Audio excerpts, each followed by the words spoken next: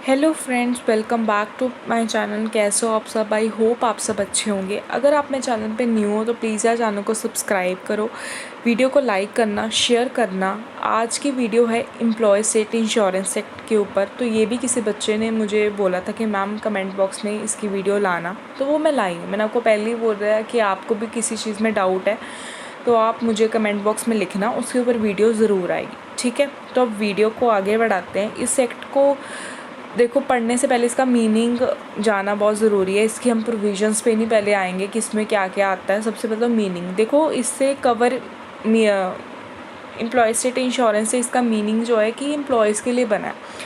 जब भी कोई काम करता है कहीं पे, चाहे फैक्ट्री में कर रहा है चाहे ऑफिस में कर रहा है, उसको कोई ना कोई बेनिफिट ज़रूर चाहिए। अगर हम उसको लीव्स देते हैं, चाहे बोनस देते हैं, एम्प्लॉय खुश होगा तो अच्छा काम करेगा आपके लिए। तो एक एम्प्लॉयज़ के लिए ही बनाया गया है।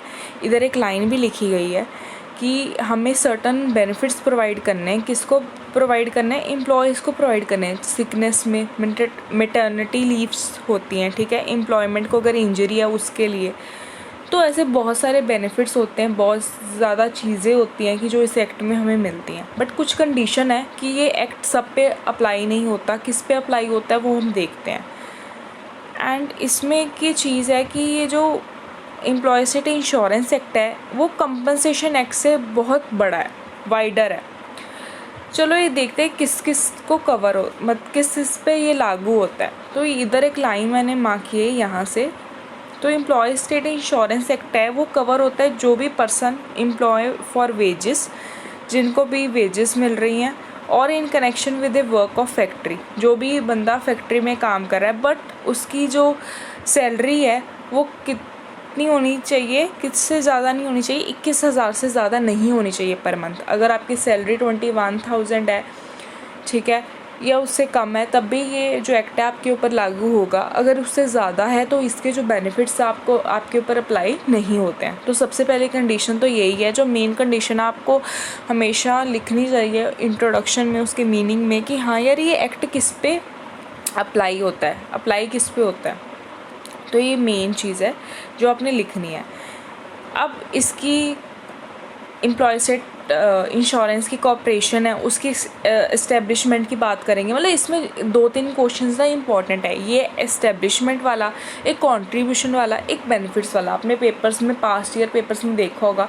वो तीनों इस वीडियो में कवर हो जाएंगे। तो प्लीज़ शुरू से लेकर एंड तक ध्यान से देखना, वीडियो को पूरा समझ आएगा। ऐसी कोई बात नहीं आपको समझ नहीं आएगा। एंड ईजी, मतलब आप कहोगे हाँ यार अब हमें समझ आ गया, ठीक है। इजी वे में समझाऊंगी, कोई मुश्किल में नहीं समझाऊंगी।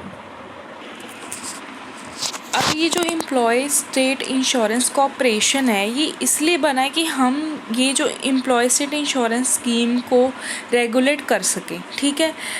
अब ये जो कॉर्पोरेशन है एक बॉडी कॉर्पोरेट है, एक सेपरेट लीगल एंटिटी है, मतलब इंडिपेंडेंट है, ठीक है। तो इसमें 3 फीचर्स हैं। परपेचुअल सक्सेशन, इसका ये मीनिंग होता है कि कंपनी, ये नहीं होता कि कंपनी में जैसे डायरेक्टर मर गया है या कोई और मर गया है तो कंपनी भी बंद हो जाएगी। कंपनी चलती रहेगी। किसी भी बंदे की डेथ से ये नहीं होगा कि कंपनी भी बंद हो जाती है। तो वो परपेचुअल सक्सेशन इसको कहते हैं। उसकी एक कॉमन सील है कंपनी की। हम किसी को भी स्यू कर सकते हैं एंड हमारे ऊपर भी केस हो सकता है, कैन बी स्यूड, ठीक है। अब ये इसमें कौन कौन आता है कॉर्पोरेशन में, ये चीज़ें इसमें लिखी हुई हैं, टेबल इम्पॉर्टेंट है। इसमें क्या है, चेयरमैन आता है, ठीक है, जो सेंट्रल गवर्नमेंट की तरफ से अपॉइंट होता है। वाइस चेयरमैन है, इसमें 5% से ज़्यादा नहीं होनी चाहिए, ठीक है। और उसके बाद 10% है जो रिप्रेजेंट करते हैं एम्प्लॉयर्स को, 10 वो हैं जो एम्प्लॉयज़ को रिप्रेजेंट करते हैं। ये सारे जो अपॉइंटेड बाय सीजे हैं। ये एस्टेब्लिशमेंट है कि इसमें कॉर्पोरेशन में कौन कौन होता है। 3 मेंबर पार्लियामेंट से हैं, ठीक है, 2 लोकसभा से, 1 राज्यसभा से है। डायरेक्टर जनरल होता है, आगे देखते हैं। उसके बाद टर्म ऑफ ऑफिस, मतलब कितने कितने टेन्योर कितना कितना है। अब जो रिप्रेजेंटिंग जो एम्प्लॉयर्स हैं वो हैं 4 years from the date of notification. Employees जो हैं वो भी 4 ईयर्स हैं, सारे ही 4 ईयर्स हैं, चाहे मेडिकल प्रोफेशन हो, ठीक है। अब इनकी पावर्स क्या होती हैं, ESI कॉर्पोरेशन की क्या क्या पावर्स हैं। इसकी अब पावर्स की बात करें तो ESI कॉर्पोरेशन का क्वेश्चन भी इम्पॉर्टेंट है, आपको आ सकता है कि इसके क्या फंक्शंस है। मैंने ऊपर लिखा हुआ है कि इसके फंक्शंस में पावर्स आ सकते हैं कि इसके क्या क्या फंक्शंस हैं। तो सबसे पहले जो है टू एम्प्लॉय स्टाफ, कि हमें कॉर्पोरेशन को क्या करना है, स्टाफ अपॉइंट करना ही है, ठीक है, कि जो भी नेसेसरी है बिज़नेस के लिए वो हमें एम्प्लॉय करना है स्टाफ। सेकंड है to promote measures for health of insured persons. देखो हमें जो भी इंश्योर्ड पर्सन है उनकी हेल्थ का ध्यान रखना ही रखना है, कि जो भी स्कीम में आता है उनकी हेल्थ का ध्यान रखने की रिस्पॉन्सिबिलिटी हमारी है, ठीक है। नेक्स्ट है power to appoint regional board, local committees and regional and local medical benefit councils.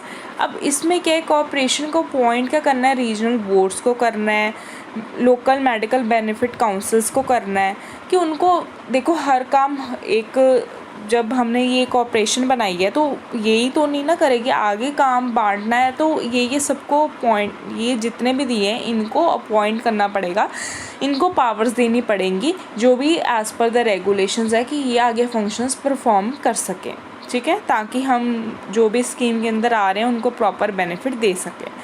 अब पावर टू एक्सेप्ट ग्रांट्स क्या है, कि कॉर्पोरेशन ग्रांट्स को उन्होंने एक्सेप्ट करना, कोई भी डोनेशन आती है, गिफ्ट आता है सेंट्रल या स्टेट गवर्नमेंट से या लोकल अथॉरिटी से, वो चीज़ें वो उनको पावर है कि वो एक्सेप्ट कर सकती हैं वो बेनिफिट्स, ठीक है। ये है the power to hold the property.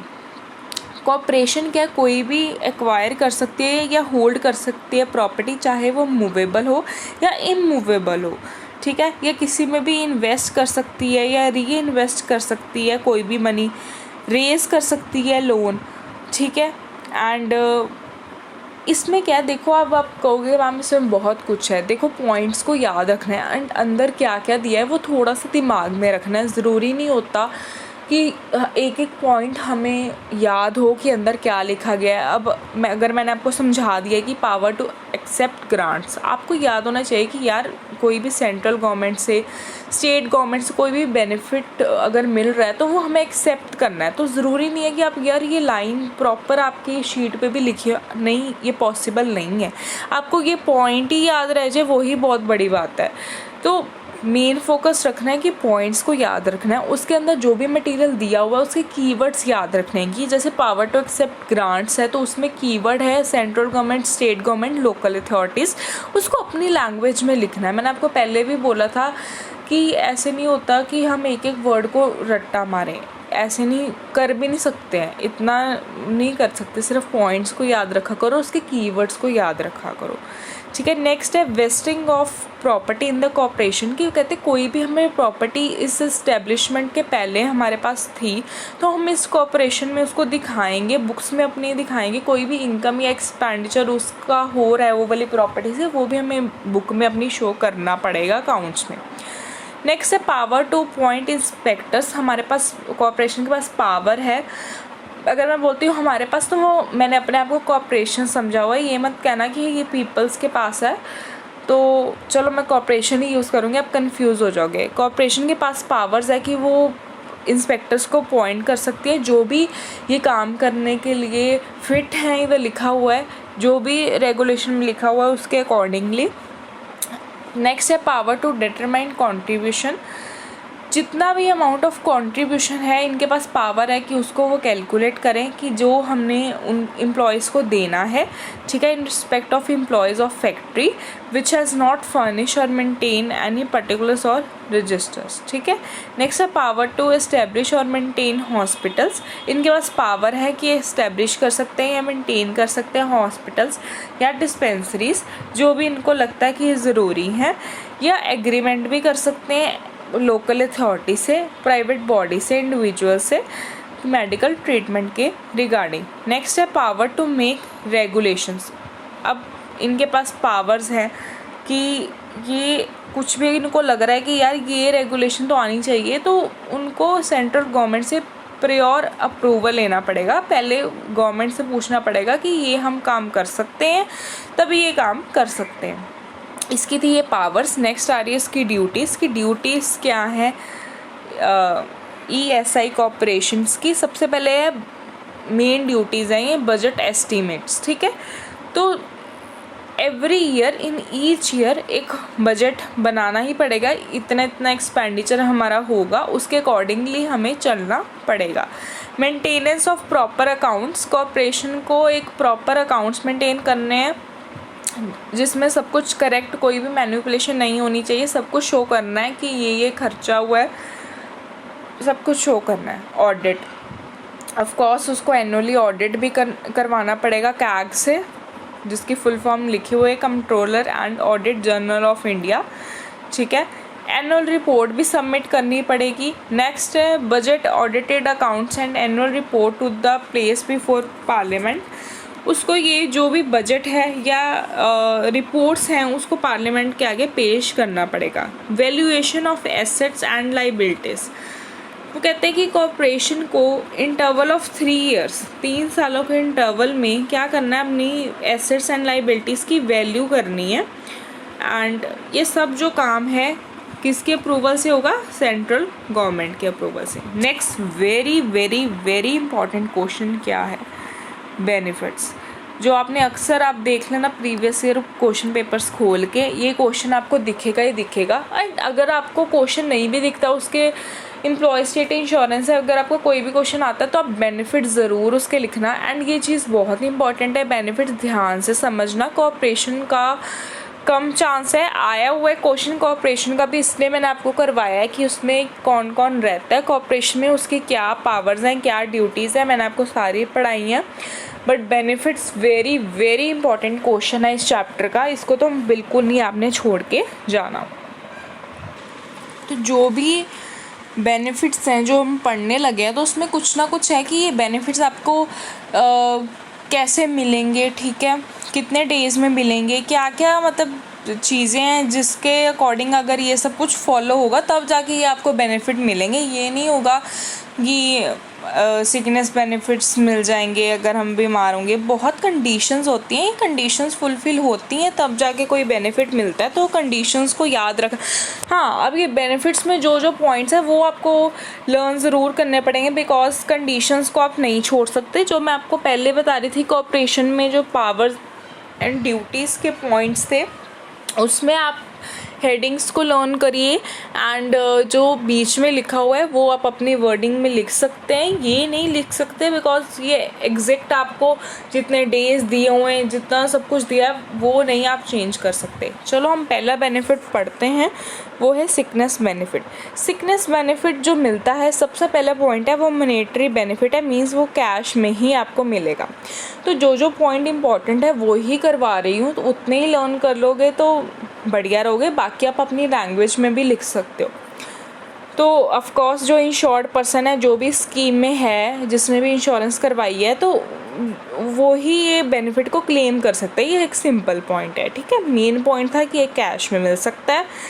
तो ये जो नेक्स्ट जो पॉइंट है कि ये जो बेनिफिट का पीरियड है वो नॉट लेस देन 78 डेज होना चाहिए। Very very very important, 78 days से कम का होना चाहिए, तभी आपको बेनिफिट मिलेगा।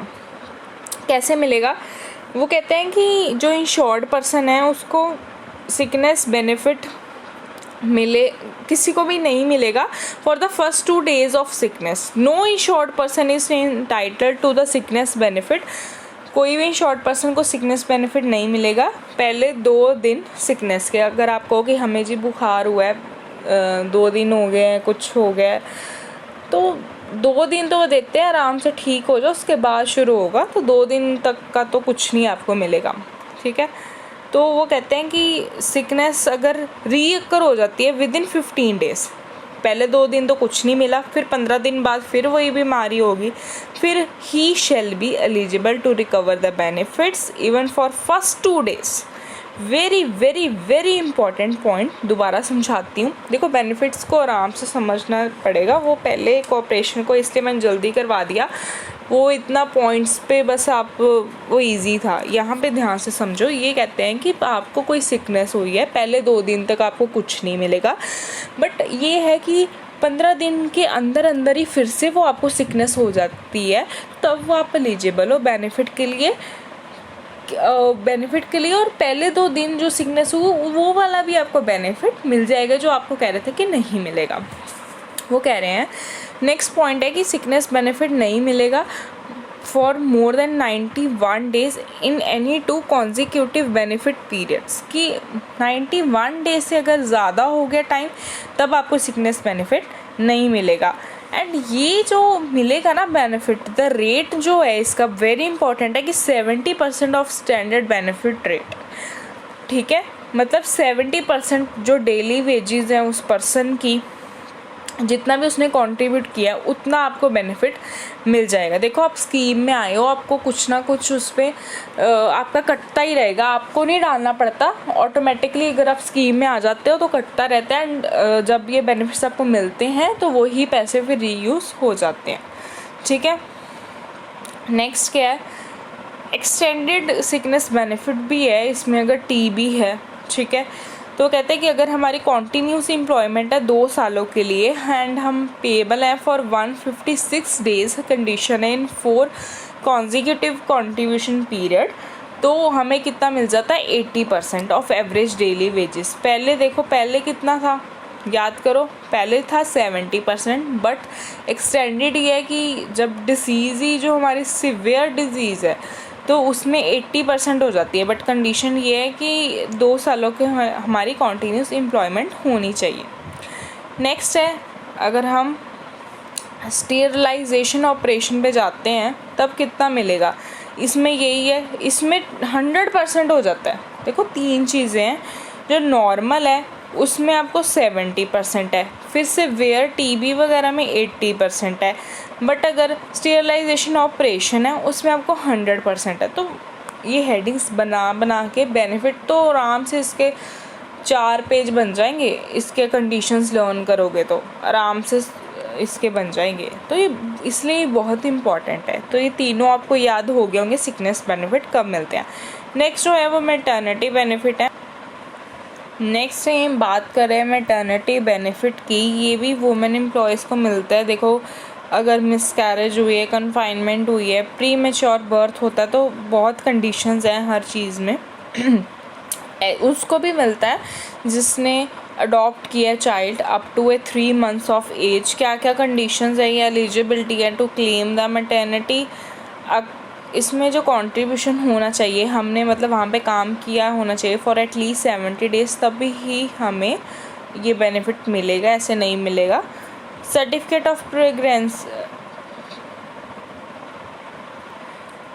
तो आपको सर्टिफिकेट भी देना पड़ेगा प्रेगनेंसी का कि यस यू आर प्रेग्नेंट, ठीक है, आपका यहाँ पे ऑपरेशन हुआ है, वो हॉस्पिटल की भी डिटेल्स आपको देनी पड़ेगी।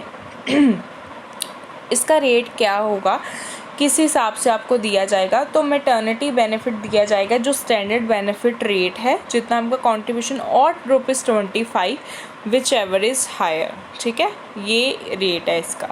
तो फिर उसके बाद है टेबल जो बना हुआ, इसमें ये है कि अगर डेथ ऑफ द वुमेन हो जाती है ड्यूरिंग और आफ्टर डिलीवरी, फिर कितना मिलेगा, death of the women and child दोनों कितना, तब कितना मिलेगा, up to the death of the child तब तक मिल जाएगा। मिसकैरेज का 6 वीक ऑफ मिसकैरेज और मेडिकल टर्मिनेशन, ठीक है, पोस्ट कन्फाइनमेंट। अब वो कहते हैं इंश्योर्ड वुमेन को अंडर द ESI रूल्स उसको कितने देर की लीव मिलती है, ये बेनिफिट मिलता है 12 वीक्स की from the date the child is handed over to the mother.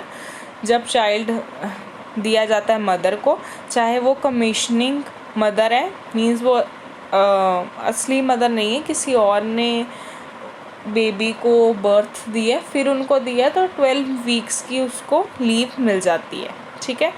Medical जो बोनस है वो 7500 का है, 7500 का। देखो एक ही चीज़ मिलती है, जब आपको ये मिलता है वो कहते हैं फिर ESI फैसिलिटी जो है वो आपको अवेलेबल नहीं है। नेक्स्ट है डिसेबलमेंट बेनिफिट, ये जो मिलता है इंश्योर्ड पर्सन को मिलता है जो भी डिसेबल है, ठीक है, एम्प्लॉयमेंट इंजरी से ही। देखो अगर आप घर पे आपको कोई चोट लगे तब थोड़ी आपको कोई बेनिफिट ऐसे देगा, तो ऑफ कोर्स अगर आपकी एम्प्लॉयमेंट वहाँ पे आप काम कर रहे हो, वहाँ पे फैक्ट्री में कहीं पे चोट लग गई है, तो तब आपको इंजरी हो गई, तब ये आपको बेनिफिट अवेलेबल होगा। ये देखते हैं कब क्या क्या इसकी कंडीशन है। अगर उसको टेम्परेरी डिसप्लेसमेंट हुई है फॉर एटलीस्ट 3 डेज़, कब कब मिलेगा, या परमानेंट, पार्शियल या टोटल डिसेबलमेंट हो गया, क्या क्या मिल सकता है देखते हैं। इधर लिखा हुआ है, ये टेबल बना है। देखो अगर टेम्परेरी हुई है तो आपको क्या है, फुल रेट पे मिल जाएगा, मतलब फुल रेट पे नहीं है, ये 90% है, sorry 90% of average daily wages. Permanent पे फुल रेट पे मिलती है, एंड परमानेंट या पार्शियल डिसेबलमेंट है। फुल रेट का मीनिंग ही होता है 90% ऑफ स्टैंडर्ड बेनिफिट रेट और 90% ऑफ एवरेज डेली वेजेस। चाहे आपको परमानेंट हुई है, टेम्परेरी हुई है, आपको 90% कितनी मिलेगी, स्टैंडर्ड बेनिफिट रेट मिलेगा। डिपेंडेंट बेनिफिट्स नेक्स्ट हैं, तो इसमें आपको क्या मिलता है कि अगर जो है इंश्योर्ड पर्सन डाई कर जाता है एज ए रिज़ल्ट, किस रिज़ल्ट से, कोई भी एम्प्लॉयमेंट इंजरी हुई है, ठीक है, वो चाहे टेम्परेरी है, पार्शियल है, तो आपको मिलेगा। तो कितना मिलेगा डिपेंडेंट, मतलब आपकी जैसे हस्बैंड है तो वाइफ को मिल जाएगा, वाइफ है तो हस्बैंड को मिलेगा फुल रेट पे, means 90% of the standard benefit rate in the contribution period. अब देखो विडोज़ को कितना मिलता है, इक्वलेंट टू 350 के टेबल्स जो बने हुए हैं, ये नोट्स आपको प्रोवाइड हो जाएंगे, डिस्क्रिप्शन बॉक्स में डाउनलोड कर लेना, ठीक है। टेबल्स को ज़रूर याद रखना है। अब अडॉप्टेड सन है, अगर below the age of 25 years है तो उसको 2/5 ऑफ द फुल रेट मिलेगा until he attains the age of 25, ठीक है। नेक्स्ट हम देखते हैं मेडिकल बेनिफिट्स। तो मेडिकल बेनिफिट्स किस किस को मिलेंगे वो हम देखते हैं, 1 सेकेंड। अब ये क्या है कि देखो ये जो बेनिफिट है ना, इंश्योर्ड पर्सन को भी मिलते हैं, उसकी फैमिली मेम्बर्स को भी मिलते हैं, ठीक है। तो ये किस फॉर्म में मिलते हैं, सबसे पहले अगर आप hospital attendance in hospital dispensary अगर आप गए तो उसके ऑफकोर्स आपको क्या है कि बिल्स वगैरह डिपॉजिट करवाने पड़ेंगे, दिखाना पड़ेगा कि ये हमारे बिल्स हैं, ये हमारी दवाइयों के बिल्स हैं, सब कुछ है, तो तभी आपको ये मिलेंगे, ठीक है। या हम कहते हैं by visit to the home of insured person, क्या आप नहीं आ सकते, हम खुद आ जाते हैं देखने, बीमारी हो ना आप तो बीमार ही हो कि देखना, तभी ये मिलते हैं। बहुत कंडीशंस होती है, मैंने आपको पहले ही कहा, ऐसे नहीं बेनिफिट्स मिल जाते हैं। मेडिकल बेनिफिट है, सिकनेस बेनिफिट है, उसको अवेल करने के लिए there are lots of conditions to be fulfilled, then you will receive these benefits. So आपको ये कंडीशंस को याद रखना है। नेक्स्ट है contributions, very important question of this chapter. Benefits and contribution में से ना क्वेश्चन पूछा ही जाता है। तो देखो कंट्रीब्यूशन कितना रहेगा तब बेनिफिट कितना मिलेगा, ये चार्ट जो बने हुए हैं ना हर जगह पे नोट्स में, वेरी इंपॉर्टेंट है। अगर 1 अप्रैल से 30 सितंबर तक हमने कंट्रीब्यूशन किया तो बेनिफिट हमें मिलेगा 1 जनवरी उसी मतलब ईयर का टू द 30 जून, ठीक है। नेक्स्ट है 1 अक्टूबर से 31 मार्च ऑफ द ईयर, तो फिर 1 जुलाई से 31 दिसंबर। इसके क्या क्या रेट्स हैं कि अगर डिले हो जाता है या डैमेजेस हो जाती हैं, तो अगर लेस देन 2 मंथ्स है, ये देखो ये टेबल में लेस देन 2 मंथ्स है तो 5%, 2 months and above but less than 4 months then 10%, 15% में क्या है 4 months and above but less than 6 months से भी अबव 25%, ठीक है। अब इसके रूल्स क्या हैं रिगार्डिंग कॉन्ट्रीब्यूशन, तो ऑफ कोर्स एक एम्प्लॉय को तो जो कंट्रीब्यूशन करना है उसके कुछ रूल्स भी तो होंगे ना, कितने कितने रूल्स है। तो एम्प्लॉयर को कितना देना है, 3 कितना कंट्रीब्यूट करना है, 3.25%। एम्प्लॉयर, ये स्कीम में यही है बेटा कि जो एम्प्लॉयर है एंड एम्प्लॉय दोनों कंट्रीब्यूशन करते हैं, नॉट ओनली एम्प्लॉय करता है, ये एम्प्लॉयर का कंट्रीब्यूशन है। जो एम्प्लॉय का कंट्रीब्यूशन है वो है 0.75, तो टोटल कितना हो गया 4%। ये 1 जुलाई 2019 से स्टार्ट हुआ है, ठीक है। जो एम्प्लॉयर है वो लायबल है टू पे द सिंपल इंटरेस्ट ऑफ 12%। तो मेन जो चीज़ थी या जनरल प्रोविजंस क्या है कि एम्प्लॉयज़ जो अर्न कर रहे हैं 137 पर डे से लेस उनको एग्जम्प्टेड है कि ये 0.575 कंट्रीब्यूशन भी ना दें, 0.75 कंट्रीब्यूशन भी ना दें। अच्छा, recovery of contribution from immediate employer, वो कहते हैं कि अगर एम्प्लॉयर जो है वो अमाउंट ऑफ कंट्रीब्यूशन जो है डिडक्ट कर लेता है एम्प्लॉयर से भी एम्प्लॉई से भी, तो फिर इमीडिएट एम्प्लॉयर है वो इंटाइटल्ड है, वो भी डिडक्ट करेगा एम्प्लॉय के कंट्रीब्यूशन, जो भी मतलब वेजेस है ना आपके ऑटोमेटिकली डिडक्ट हो जाती हैं 0.5% का कंट्रीब्यूशन, एंड एम्प्लॉय तो अपना डालता ही है, तो दोनों का डाल के ही बनता है। जो मेथड है वो रेगुलेशंस में दिया गया है, रिटर्न्स एंड रजिस्टर्स बनाने हैं, कंट्रीब्यूशन जो है इन सर्टन केसेस क्या है कि सब कुछ मतलब रिकॉर्ड्स वगैरह बनाने हैं, अगर नहीं मेंटेन करोगे तो कंट्रीब्यूशन करोगे तो उसका कोई फ़ायदा नहीं है, बिकॉज बेनिफिट्स के नहीं मिलेंगे। कुछ चीज़ें थी, आई होप आपको अच्छी लगेगी वीडियो एंड आपको समझ आया होगा सारा। कोई और डाउट आएगा प्लीज़ कमेंट बॉक्स में लिखना एंड वीडियो को लाइक एंड शेयर करना। Thanks for watching the video.